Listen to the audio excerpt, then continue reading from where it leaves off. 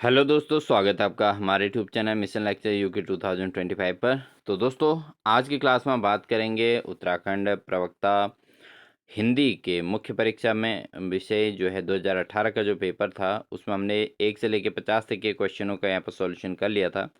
तो आज की क्लास में हम क्लास 51 से आगे को क्वेश्चंस यहाँ पर अपडेट करेंगे दोस्तों, और इस पेपर को आज कंप्लीट करेंगे। तो दोस्तों, बिना देरी किए हुए आज की क्लास को स्टार्ट करते हैं। तो इससे पहले आपसे रिक्वेस्ट है, अगर आप हमारे चैनल पर नए हैं तो चैनल को सब्सक्राइब कर लें, साथ ही बेल आइकन दबाकर ऑल नोटिफिकेशन ऑन कर लीजिएगा, और साथ ही अंत में वीडियो को लाइक करके साथ ही अपने प्यारे से कमेंट जरूर दीजिएगा दोस्तों। तो स्टार्ट करते हैं आज की क्लास का पहला क्वेश्चन। तो क्वेश्चन नंबर 51 है दोस्तों, निम्न में से कौन सा वाक्य अशुद्ध है। तो यहाँ पर अशुद्ध वाक्य पूछा गया था दोस्तों। इसमें अगर हम बात करें, वहाँ बहुत बहुत से पशु और पक्षी चरते हैं और उड़ते दिखाई दिए। तो ये बिल्कुल सही है। हमारे शिक्षक प्रश्न करते हैं, ये भी शुद्ध है। यह बिल्कुल भी बात करना नहीं चाहता। तो वह बिल्कुल भी बात करना नहीं चाहता, ये दोस्तों अशुद्ध है।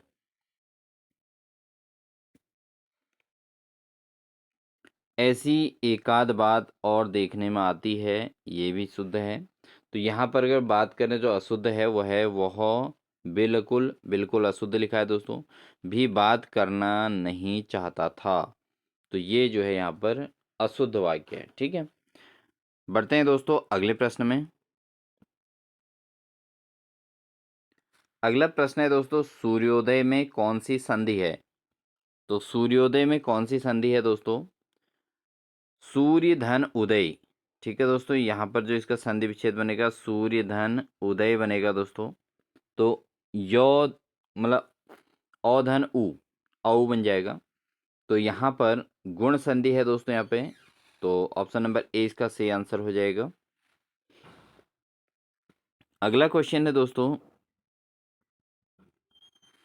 चक्रपाणी में कौन सा समास है। अब चक्रपाणी में कौन सा समास, ये बताना है दोस्तों। ऑप्शन है द्विगु, कर्मधारय, बहुब्रीहि, अव्ययी भाव समास।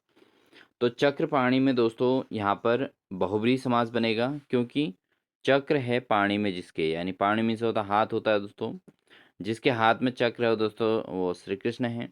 तो यहाँ पर कौन सा तृतीय पद प्रधान हो रहा है, इसलिए यहाँ पर बहुब्रीहि समास होगा दोस्तों। ठीक है, तो ऑप्शन नंबर सी इसका सही आंसर हो जाएगा। अगला क्वेश्चन दोस्तों, निम्नलिखित में से अव्ययी भाव समास का उदाहरण कौन सा है। तो अव्ययी भाव समास का उदाहरण ऑप्शन दिया है पंचवटी, अलौकिक, प्रिय सखा या यथाशक्ति।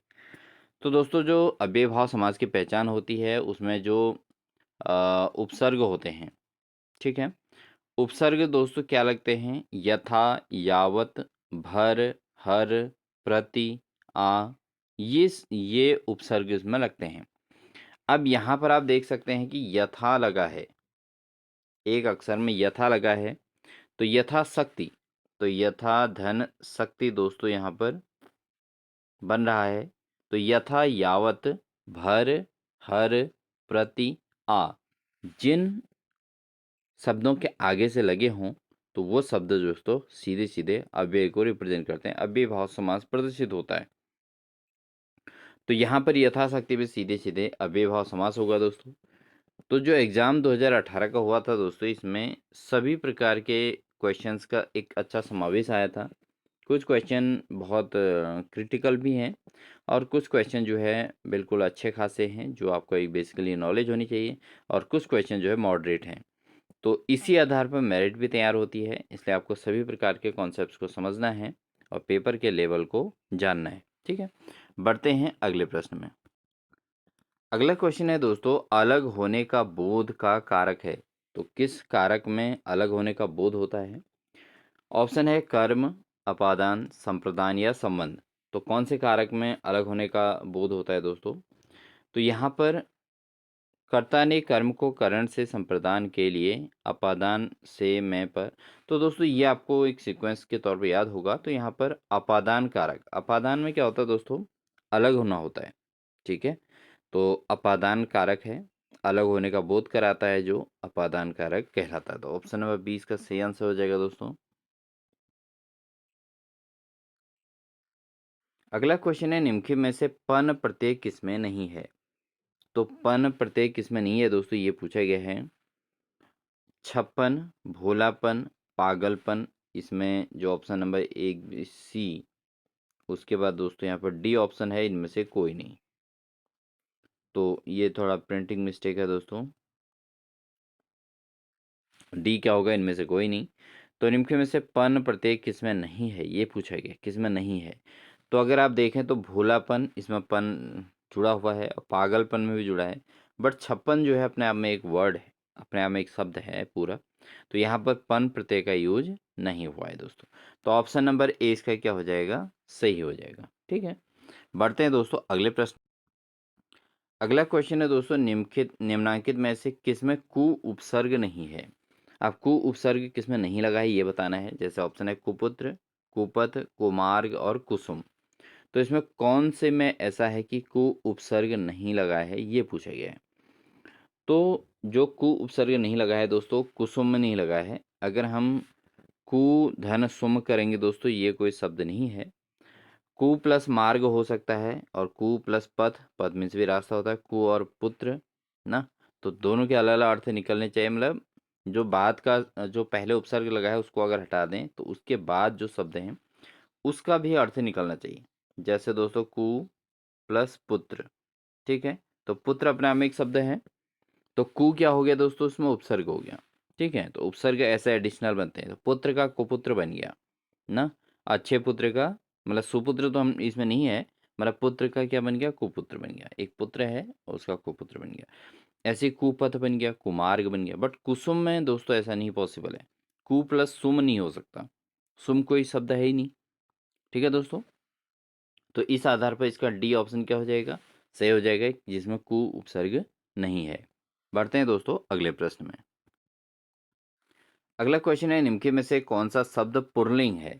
तो यहाँ पूछा गया है दोस्तों कौन सा शब्द पुल्लिंग है। ऑप्शन है पहिया, मधुरिमा, नव्यता या चटनी। तो इनमें से कौन सा शब्द पुल्लिंग है, ये पूछा गया है। तो दोस्तों अगर हम बात करें कि इसमें जो पुल्लिंग की बात करें तो दोस्तों पहिया एक पुल्लिंग शब्द है।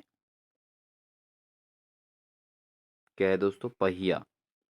पहिया पुल्लिंग क्यों है दोस्तों, आपने जब भी शब्दों का उच्चारण हम करते हैं तो एक पहिया ले आओ, या एक पहिया, वो टायर का पहिया कितना अच्छा है ना, और या वो टायर का पहिया सही है, चेक कीजिए। मतलब गाड़ी का पहिया यहाँ पे कहना चाह रहा हूँ। ठीक है दोस्तों। और जो है कुल मिला के इसमें दोस्तों आपने देखा होगा पुल्लिंग के भाव प्रतीत हो रहे हैं। जबकि मधुरिमा, नव्यता और चटनी, चटनी खाई बोला जाता है, उसकी नव्यता देखिए कितनी सुंदरता है ना। तो मधुरिमा, तो ये चीज़ें दोस्तों इसमें क्या है, ये स्त्रीलिंग को रिप्रेजेंट कर रहे हैं। बट जो पहिया है वो किसको रिप्रेजेंट कर रहा है दोस्तों, पुल्लिंग को। ठीक है, तो ऑप्शन नंबर ए इसका बिल्कुल सही आंसर हो जाएगा दोस्तों। बढ़ते हैं अगले प्रश्न। अगला क्वेश्चन है दोस्तों, लोहे के चने चबाना मुहावरे का क्या अर्थ है? तो लोहे के चने चबाना मुहावरे का क्या अर्थ है? युद्ध करना, चने भूनना, भूख लगना या कठिन संघर्ष में फंसना। तो लोहे के चने चबाना का मतलब होता है दोस्तों कठिन संघर्ष करना होता है। ठीक है, कठिन संघर्ष करना। तो यहाँ पर ऑप्शन नंबर डी इसका सही आंसर हो जाएगा। भूख लगना, चने भूनना, युद्ध करना, ये लोहे के चने चबाना नहीं कहलाता। कठिन संघर्ष करना यानी कि बहुत संघर्ष, कहते हैं कि इस आज़ादी को पाने के लिए हमारे देश के शहीदों ने, मतलब जो देशभक्त थे, उन्होंने लोहे के चने चबाए।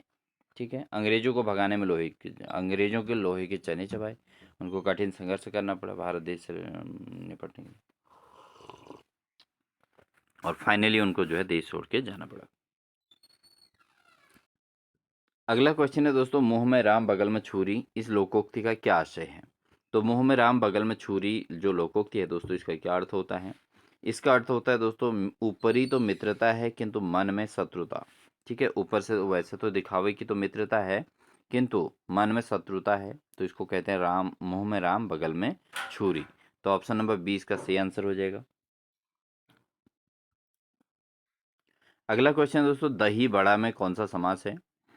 तो दही बड़ा में दोस्तों न तो द्वंद्व समास है, बहुब्रीहि भी नहीं है, इसमें है दोस्तों तत्पुरुष समास।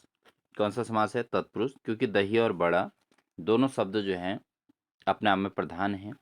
तो यहाँ पर कौन सा समास हो जाएगा? तत्पुरुष समास हो जाएगा दोस्तों। ऑप्शन नंबर सी इसमें सही आंसर हो जाएगा। अगला क्वेश्चन है, शब्द के अर्थबोधक आधार को क्या कहते हैं? जहाँ पर शब्द के अर्थबोधक आधार होता है, रखा जाता है दोस्तों, उसको क्या कहते हैं? उसको कहा जाता है शब्द शक्ति। ठीक है दोस्तों, शब्द शक्ति होता है जब शब्द के अर्थबोधक को आधार माना जाता है, तो शब्द शक्ति होता है। तो ऑप्शन नंबर सी इसका सही आंसर हो जाएगा। अगला क्वेश्चन दोस्तों, किस लिपि से देवनागरी लिपि का विकास माना जाता है? तो देवनागरी लिपि का जो विकास हुआ है वो किससे हुआ है दोस्तों? वो हुआ है ब्राह्मी लिपि से। किससे हुआ है? ब्राह्मी लिपि से दोस्तों देवनागरी लिपि का विकास माना जाता है। तो ऑप्शन नंबर बी इसका सही आंसर हो जाएगा। अगला क्वेश्चन है दोस्तों, निम्नलिखित वाक्यों में से कौन सा शुद्ध है? तो अगर वाक्यों में से देखें तो कौन सा वाक्य शुद्ध है? तो वो है दोस्तों, अगर हम यहाँ पर देखें, 10 आदमी के रुकने का प्रबंध करो, गलत है। पंडित जी को दक्षिणा दिया गया, बिल्कुल अशुद्ध है। आपका दर्शन करने आए थे, ये भी अशुद्ध है दोस्तों। अगर हम देखें, वे भली भांति जानते थे कि चुनाव हार जाएंगे, बिल्कुल शुद्ध वाक्य है दोस्तों। तो ऑप्शन नंबर डी इसका सही आंसर हो जाएगा। अगला दोस्तों वाक्य है, यदि दवा लोगे तो बुखार कम हो जाएगा। ये वाक्य किस प्रकार का वाक्य है? यदि दवा लोगे तो बुखार कम हो जाएगा, ये वाक्य किस प्रकार का है? ऑप्शन है संयुक्त, मिश्र, सरल या उपयुक्त में से कोई नहीं। तो दोस्तों, यदि दवा लोगे तो बुखार कम हो जाएगा, ये वाक्य किस प्रकार का है? यह है दोस्तों मिश्र वाक्य। किस प्रकार का है दोस्तों? यह है मिश्र वाक्य है। यदि दवा लोगे तो बुखार कम हो जाएगा। तो ऑप्शन नंबर बी इसका बिल्कुल सही आंसर है दोस्तों। बढ़ते हैं अगले प्रश्न में। अगला क्वेश्चन है दोस्तों, आचार्य भरत के रस सूत्र के प्रथम व्याख्याता कौन हैं? तो आचार्य भरत के जो रस सूत्र हैं, इसके प्रथम व्याख्याता कौन है दोस्तों? वो हैं भट्ट लोल्लट। ठीक है, आचार्य भरत के जो रस सूत्र हैं दोस्तों, इसने जो प्रथम व्याख्यान किया है वो किया है भट्ट लोल्लट ने। ठीक है, तो ऑप्शन नंबर ए इसका सही आंसर हो जाएगा दोस्तों। बढ़ते हैं दोस्तों अगले प्रश्न में, निम्नलिखित में से वाक्य हेतु किसे नहीं माना गया है?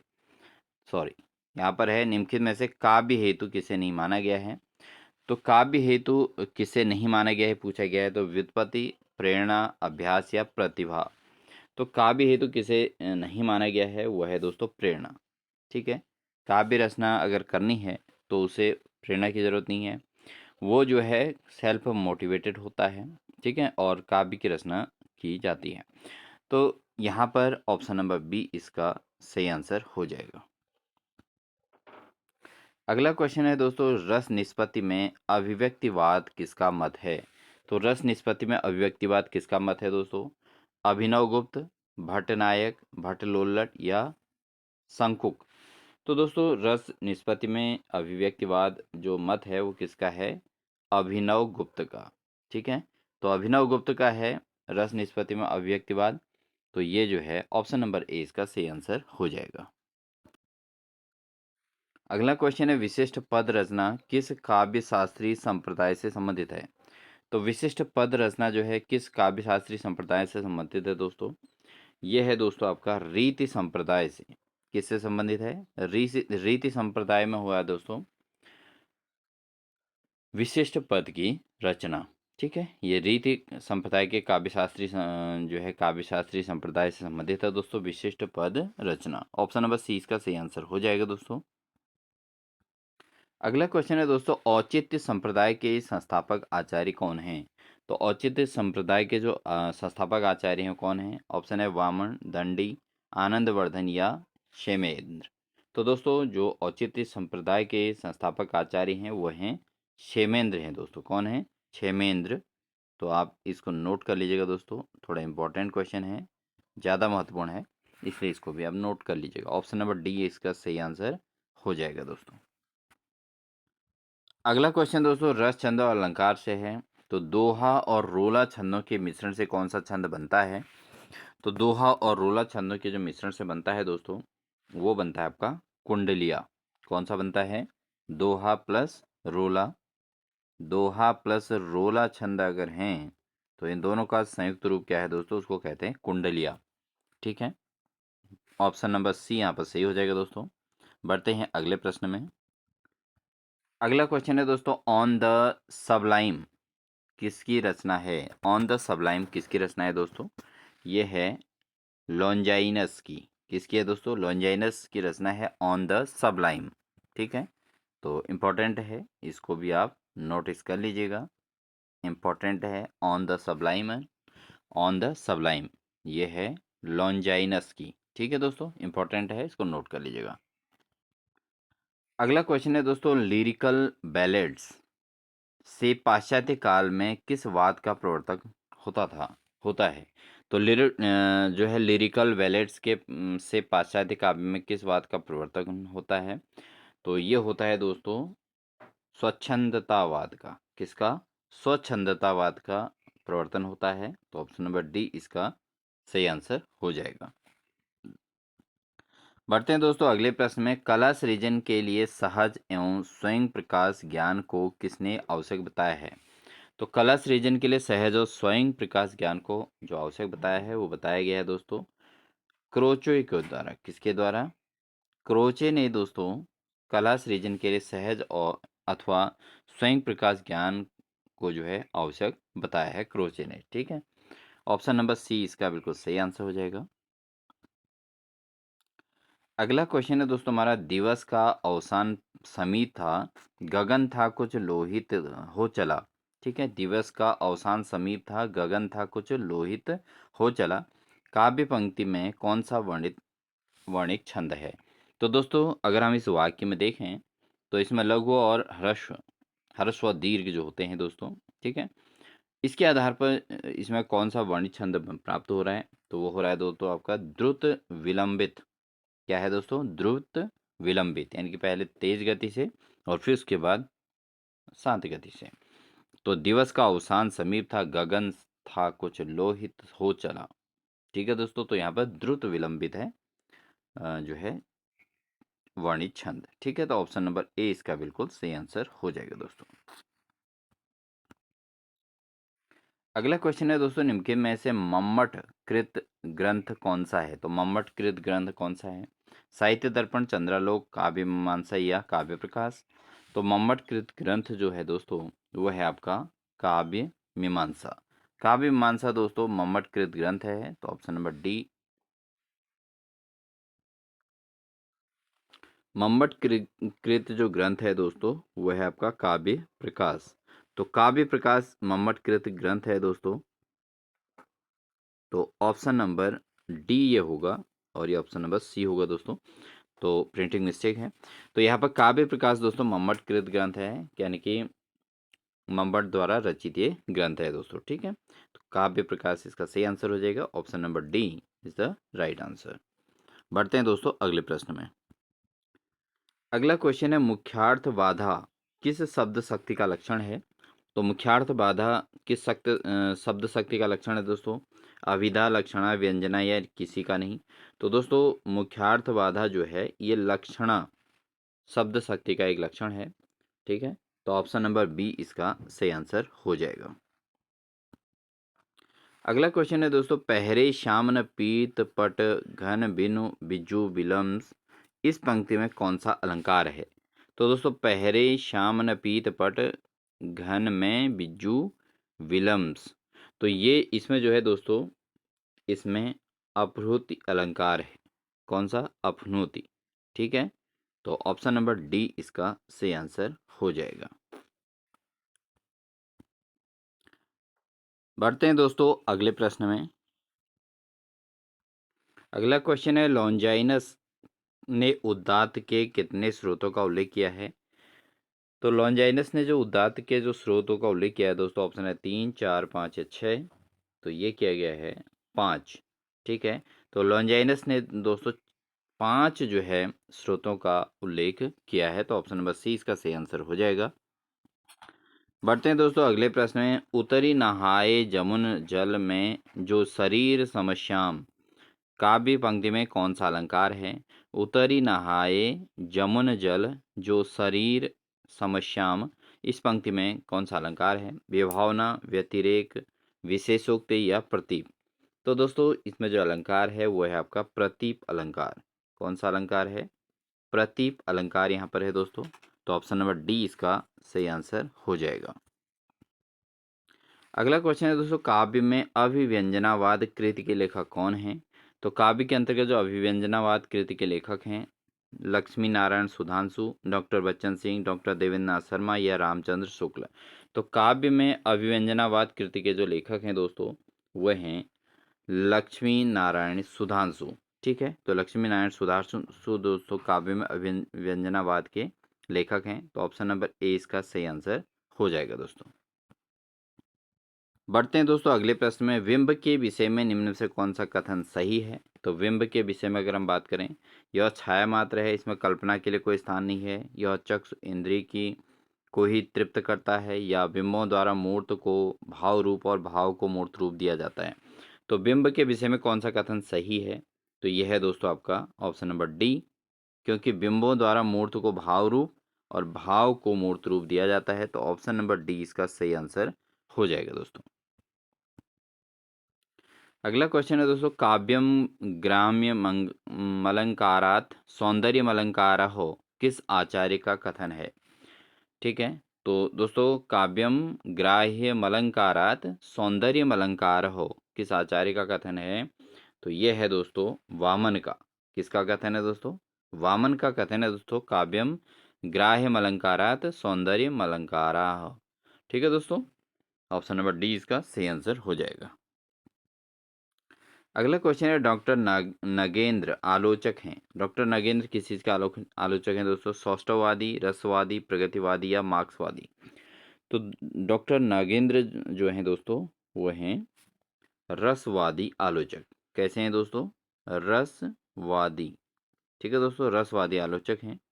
तो ऑप्शन नंबर बी इसका सही आंसर हो जाएगा।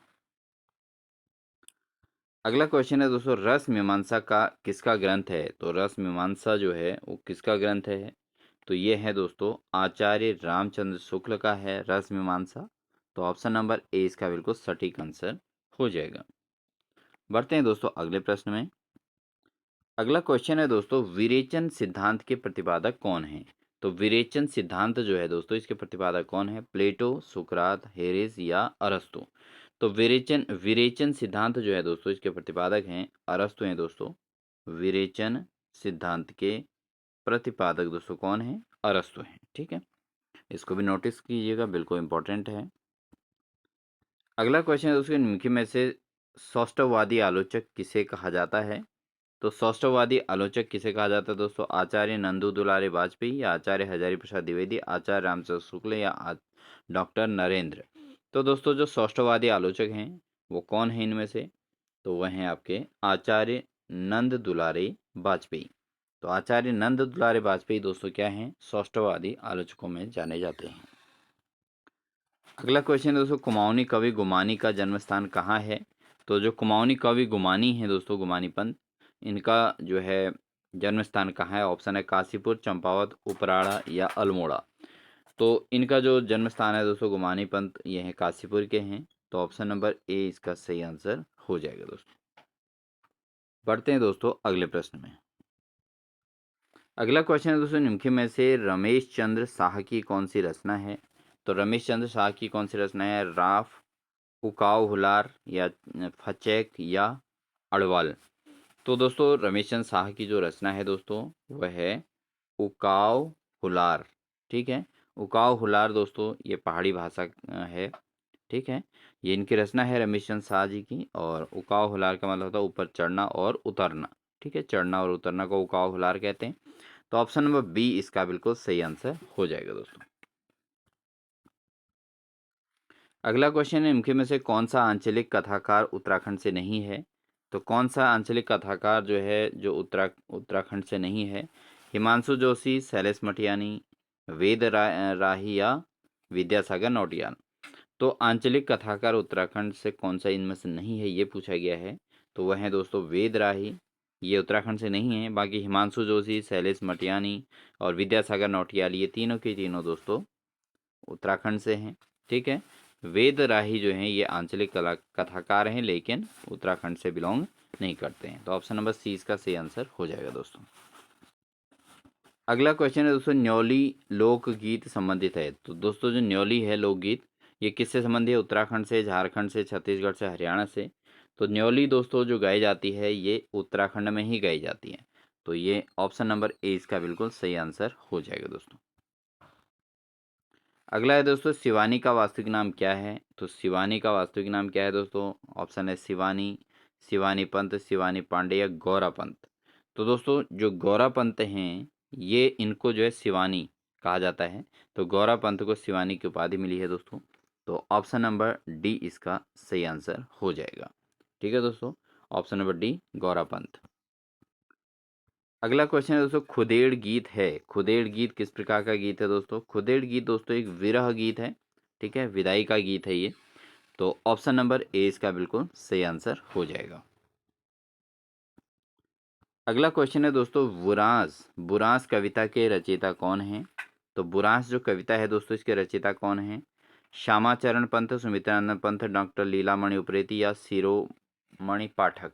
तो दोस्तों बुरांस जो कविता है इसके रचनाकार कौन है? ये हैं सुमित्रानंदन पंत। तो ऑप्शन नंबर बी इसका सही आंसर हो जाएगा दोस्तों।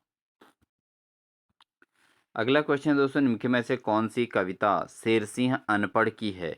तो कौन सी कविता शेरसिंह अनपढ़ की है दोस्तों? मुर्दाक बयान या जनवार या निशास या मैती मुलुक। तो दोस्तों जो शेरसिंह अनपढ़ जी की जो कविता है वो कौन सी है? वो है दोस्तों आपका मुर्दाक बयान। ठीक है, मुर्दों के बयान को इसमें कहा गया है दोस्तों। तो ऑप्शन नंबर ए इसका बिल्कुल सही आंसर है दोस्तों। ठीक है, मुर्दों की बोली, तो इसको मुर्दाक बयान के नाम से भाषा में बोला गया है। तो ऑप्शन नंबर ए इसका सही आंसर हो जाएगा दोस्तों।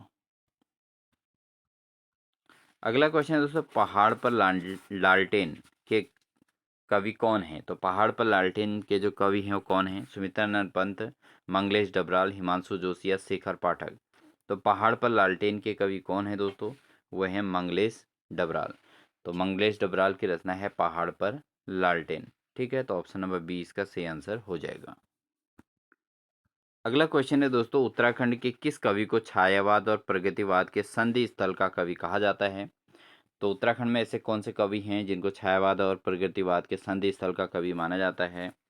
तो वो हैं दोस्तों आपके चंद्र कुंवर बतवली। ठीक है, तो चंद्र कुंवर बतवली दोस्तों जो हैं वो छायावाद और प्रगतिवाद के संधि काल के कवि इनको माना जाता है। ठीक है, उत्तराखंड के ही हैं। तो ऑप्शन नंबर सी इसका सही आंसर हो जाएगा दोस्तों। यहाँ पर बर्थवाल होगा, बर्थवाल। ठीक है दोस्तों, बर्थवाल, चंद्र कुंवर बर्थवाल। ये बतवली अशुद्ध प्रिंट हो गया दोस्तों। तो चंद्र कुंवर बर्थवाल जो दोस्तों ये हैं, ये छायावाद और प्रगतिवाद के जो है उत्तराखंड के कवि हैं। तो चंद्र कुंवर बर्थवाल, ऑप्शन नंबर सी इसका सही आंसर हो जाएगा दोस्तों। ठीक है, अगला क्वेश्चन है दोस्तों, सुमित्रानंदन पंथ का जन्म स्थान कहाँ है? तो सुमित्रानंदन पंथ का जो जन्म स्थान है दोस्तों, ऑप्शन कौसानी, बागेश्वर, नैनीताल या हल्द्वानी। तो दोस्तों सुमित्रानंद पंथ का जो जन्म है वो हुआ है कौसानी में। तो ऑप्शन नंबर ए इसका बिल्कुल सही आंसर हो जाएगा। अगला क्वेश्चन है दोस्तों, शैलेश मटियानी का पूरा नाम क्या है? तो शैलेश मटियानी का पूरा नाम क्या है? ऑप्शन है रमेश, शैलेश या रमेश सिंह मटियानी, शैलेश या मटियानी। तो दोस्तों शैलेश मटियानी का जो पूरा नाम है वो क्या है? वो है रमेश सिंह मटियानी, और इनको शैलेश की उपाधि मिली हुई है दोस्तों। तो ऑप्शन नंबर सी इसका बिल्कुल सही आंसर हो जाएगा। अंतिम क्वेश्चन है दोस्तों 100, नंदा देवी राजा यात्रा कितने वर्ष में होती है? तो नंदा देवी राजा यात्रा कितने वर्ष में होता है? हर 8वें वर्ष में, हर 9वें वर्ष में, हर 11वें वर्ष में, हर 12वें वर्ष में। तो दोस्तों जो नंदा देवी राजा यात्रा होती है वो हर 12वें वर्ष में होती है। तो ऑप्शन नंबर डी इसका बिल्कुल सही आंसर हो जाएगा दोस्तों। तो दोस्तों ये थी हमारी आज की क्लास, जिसमें हमने 51 से लेकर 100 तक के क्वेश्चन किए, और ये पेपर हमारा 2018 का है। ठीक है, 2018 में हिंदी का जो लेवल था वो इस प्रकार से क्वेश्चन पूछे गए थे। आई होप आपको ये क्लास हमारी अच्छी लगी होगी। अच्छी लगी तो कमेंट सेक्शन में ज़रूर बताइएगा। साथ ही वीडियो अच्छी लगी तो लाइक ज़रूर कर दीजिएगा, अपने दोस्तों को शेयर कीजिएगा।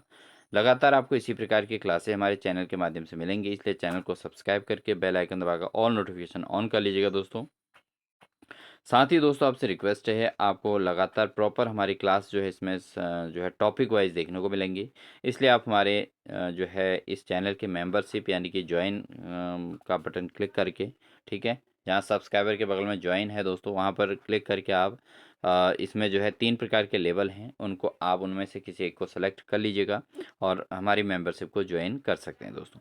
जिससे आपको लगातार हमारी क्लासेज़ और उनकी पीडीएफ आपको लगातार अपने हमारे द्वारा प्राप्त होती रहेगी और आपका एक प्रॉपर क्लास आपको मिलती रहेगी। एक अच्छी प्रिपरेशन के लिए आप इस प्रकार कर सकते हैं दोस्तों। बहुत ही अफोर्डेबल कॉस्ट है दोस्तों, कोई ज़्यादा उसमें वो नहीं है, केवल मेंबरशिप है मंथली। तो दोस्तों उम्मीद है आप सब कुछ ऐसा ही करेंगे, अपनी प्रिपरेशन को मजबूती देंगे। मिलते हैं आपको एक नेक्स्ट बेहतरीन क्लास के साथ, तब तक के लिए दोस्तों wish you all the best.